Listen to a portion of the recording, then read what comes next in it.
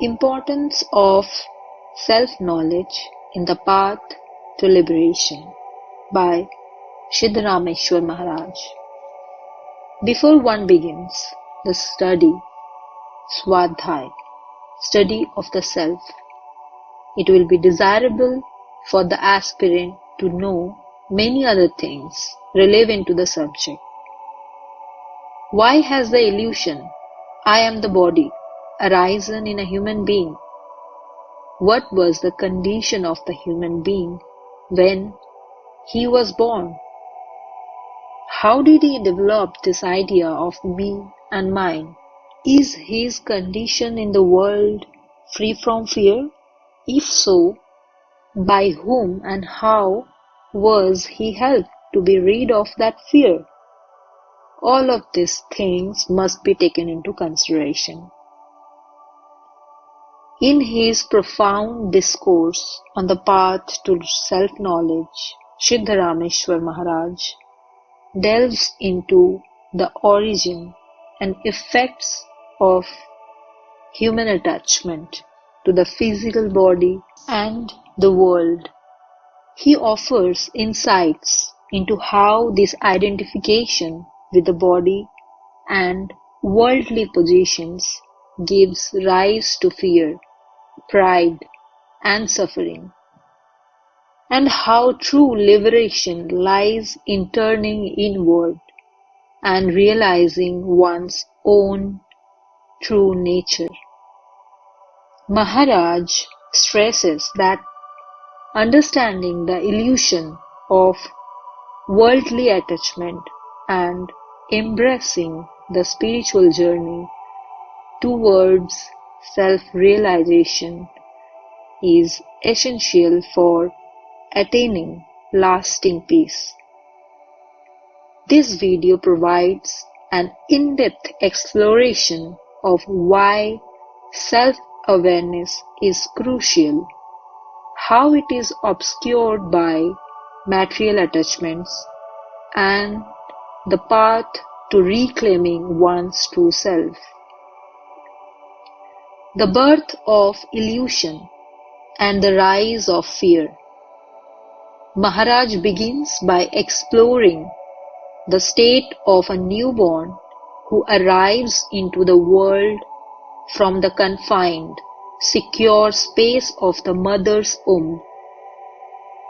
This transition introduces the child to immense space and light, which brings about an initial shock and fear. The newborn's cry is an expression of the instinctive question, where am I and who will support me? This primal fear is temporarily soothed when the baby receives comfort from honey or the mother's breast. However, this momentary relief marks the beginning of a lifelong dependence on external sources for security and happiness.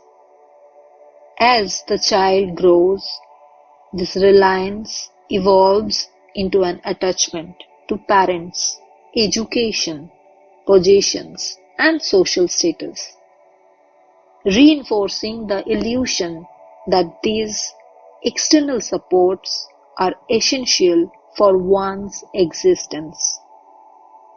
The development of I and mine. As people mature, they are taught various forms of knowledge like science, geography, and societal norms that further entrench the belief in the reality of the material world. Youth is spent in pursuit of wealth, relationship, and status, under the assumptions that these things provide stability. Maharaj describes how this entanglement depends as individuals take pride in their accomplishments, beauty, power, and possessions, leading them farther away from recognizing their true essence. The human being absorbed in the I and mine lost sight of the fundamental truth that it is the inner self that lends value to all worldly experiences. With the passage of time, the attachments people cling to inevitably begin to fall away. Wealth is lost, youth fades, power diminishes. This natural decline kindles the original fear of insecurity and prompts question about one's true support in life. According to Maharaj, this is when one should realize that all external dependencies were sustained by a single underlying reality, that is the self, or I am. The tragedy, he notes, is that most people do not recognize this and continue to seek support in transient things, which inevitably leads to suffering. Maharaj emphasizes that the habit of focusing outwardly, reinforced over countless lifetimes, makes the journey inward towards self-knowledge is difficult. Saints, however, choose the reverse path, wherein they close their eyes to external distraction and awaken to the inner self. This is a state of consciousness that eludes those engrossed in the material world, while ordinary people are alert to the outer objects. The saints remain attuned to the inner reality, the very source from which all experiences arise. A central obstacle on the path to self-knowledge is the various forms of pride, whether it is pride in one's body, social status, family, or achievements. Siddharameshwar Maharaj advises that one must sincerely relinquish these forms of pride to benefit from the spiritual wealth that saints have bequeathed.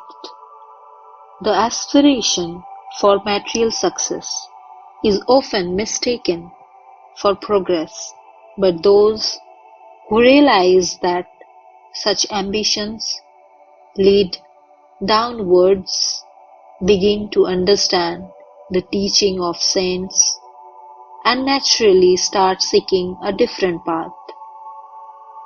Maharaj suggests that while renouncing all forms of pride is challenging, beginning with inward renunciation. Changing one's mental attitude can make the formal renunciation of external attachments more feasible. Renunciation, Maharaj explains, is not merely an outward act but an inner transformation. For example, if one has a habit of speaking harshly, he advises replacing it with kind words. Similarly, refraining from unnecessary lying or avoiding envy can be initial steps towards shedding the ego. The kind of mental renunciation does not require wealth or external condition. It is accessible to anyone willing to start with small changes. As this inner transformation strengthens, it becomes easier to renounce material attachments and progress towards self-knowledge. Maharaj points out that the world is like a dream, and within this dream-like existence, distinctions between good and bad, merit and sin are inconsequential for self-realization. To awaken, one must renounce all dualistic thinking, understanding that the material world is a temporary appearance. One sees its illusory nature, which allows for a detachment to arise. Without this detachment, self-knowledge cannot truly flourish, and vice versa. Without self-knowledge, renunciation is incomplete.